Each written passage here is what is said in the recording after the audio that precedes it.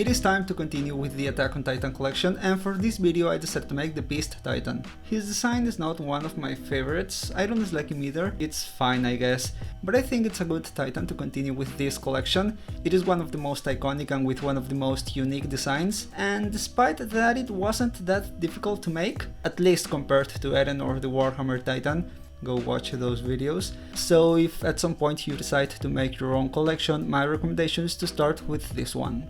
As always, the first step is to draw a guide, which I used to make a 2-part armature, which I glued with epoxy. Then I started to give it some volume with a good amount of aluminum foil, both in the torso and the legs. He is f***ing fat! So I used as much aluminum foil as I considered necessary, then I added the clay in a few not too thick layers which I waited for to dry in order to put more layers on top. The legs and arms are rather thin, so I wrapped them with epoxy to give them some sturdiness. Epoxy is a lot more resistant than air dry clay, so it was the perfect choice for this. It is important to mention that I didn't put any on the joints because at that moment I wasn't sure what pose to give him. Then I put some additional layers of clay all over the body to give him even more volume. As I said, he is fucking fat, and while these layers were drying I started to think about the pose. I'll be honest, I just put him standing there looking at one side in a semi-threatening way, which despite not being the most elaborate pose, I feel that it works. He's not a character that would work in a Spider-Man pose,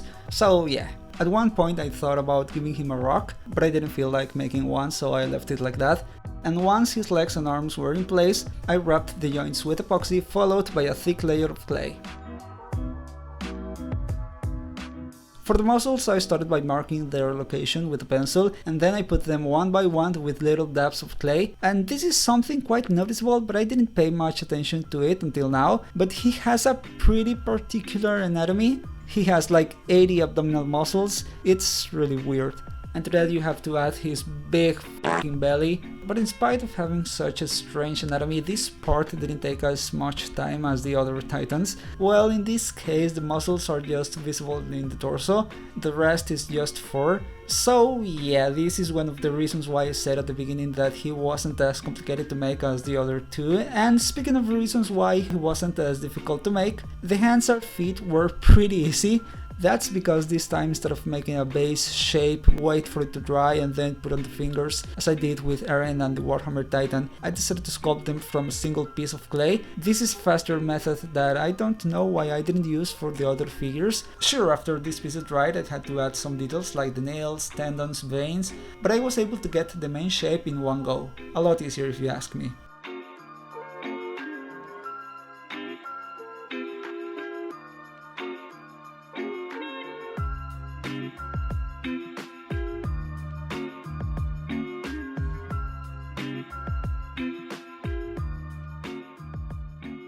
The head, again, wasn't that difficult to make, and that's because he's f***ing ugly and ugly things are easy to make. So I started by making a neck-shaped piece and poked a couple of indents on the front for the eye sockets. This would serve as a base for the head, so I waited for it to dry and continued with the details, starting with the teeth. For this I just placed a blob of clay in the mouth area and marked the teeth with a needle, and honestly they turned out quite nice. Then I placed the lips over them, which got followed by the rest of the face details.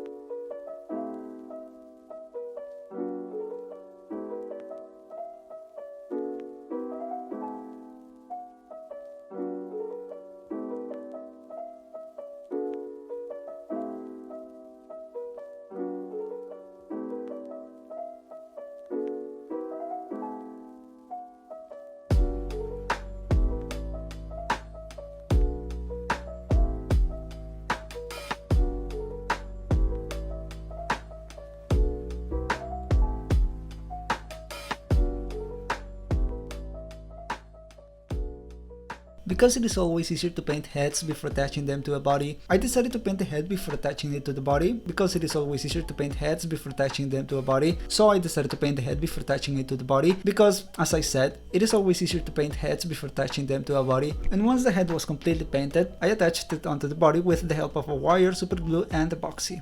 After that I made the shoulders and with clay and water blended the seams between the muscles.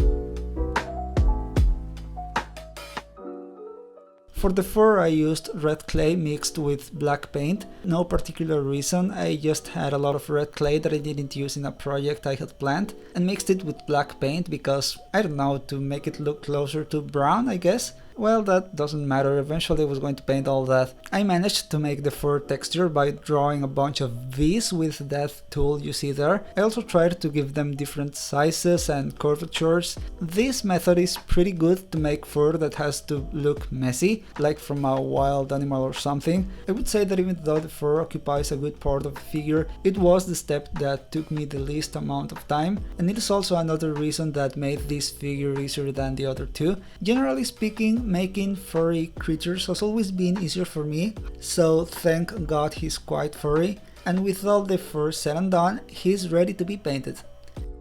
Here I should have used a thicker brush. Unfortunately, all my other brushes had paint residues that were very difficult to remove. The only brush that was completely clean and that was not going to leave very noticeable marks is the one you are seeing. I noticed that the torso was looking flat and boring, so I added some shadows between the muscles with a darker tone. I continued with a dark brown over the fur. As it is a pretty regular surface, I was able to use one of the bigger brushes, and I'm glad I decided to use the red clay mixed with black paint for this part because it was an excellent base tone for this. The only part I had to be careful with is where the fur ends and the skin begins, so I used a thinner brush for that. And for a little bit of color variation, I gave it a lighter brown dry brush. For the base I used this random piece of dry clay, which one unfortunate day was accidentally left out of the packaging and dried out. Then I wrapped it with a good amount of red clay mixed with black paint. This was a leftover from the fur part, and flattened it on the surface.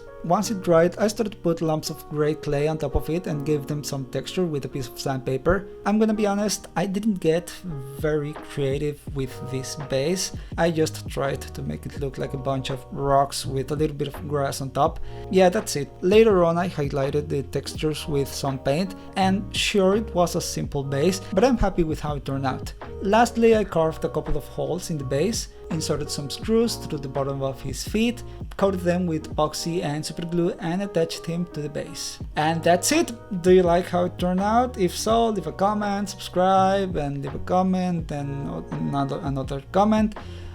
Something I didn't mention at the beginning is that I tried to make him at scale with the other ones. Maybe it ended up being a little bit bigger than it should, but I don't care. Yeah, that's about it. Bye!